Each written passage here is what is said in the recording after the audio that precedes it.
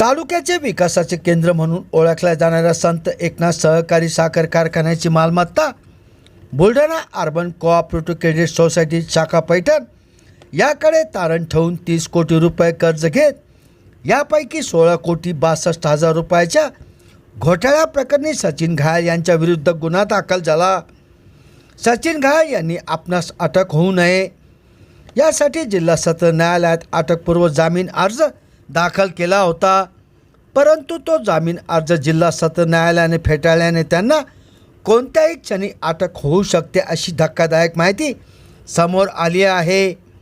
या घटनेची पार्श्वभूमी अशी की पैठण येथील संत एकनाथ सहकारी साखर कारखाना सचिन घायल शुगर लिमिटेड या कंपनीने 18 वर्षाच्या भागीदारी तत्वावर चालवण्यासाठी घेतला आहे।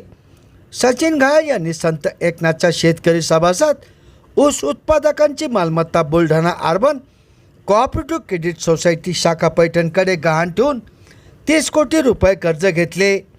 यापैकी 16 कोटी 62 हजार रुपयाच्या घोटाळ्याप्रकरणी सचिन घायल यांच्या विरोधात जिल्हा विशेष लेखापरीक्षक सुरेश पंडित काकडे यांनी पैठण MIDC पोलीस ठाण्यात तक्रार दाखल केली। या प्रकरणी गुन्हा दाखल करण्यात आला। कामगार न्यायालयाच्या आणि उच्च न्यायालयाच्या खंडपीठाच्या आदेशानुसार कारखान्यातील कामगारांचे भविष्य निर्वाह निधीचे थकीत वेतन 86,40,473 रुपये वसुली करण्यासाठी महसूल पथकाने कारखान्याचे 2 साखर गोडाऊन सील केले।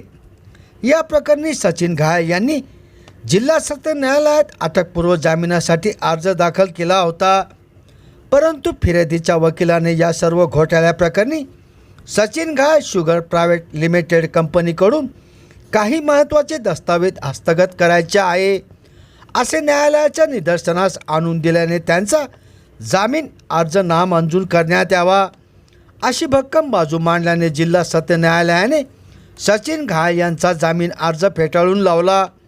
यामुळे सचिन घायल यांच्या अडचणीत आणखीनच वाढ झाली असून त्यांना कोणत्याही क्षणी अटक होऊ शकते अशी धक्कादायक माहिती समोर आली आहे। संभाजीनगर समाचार न्यूज चॅनलसाठी सुनील टाक।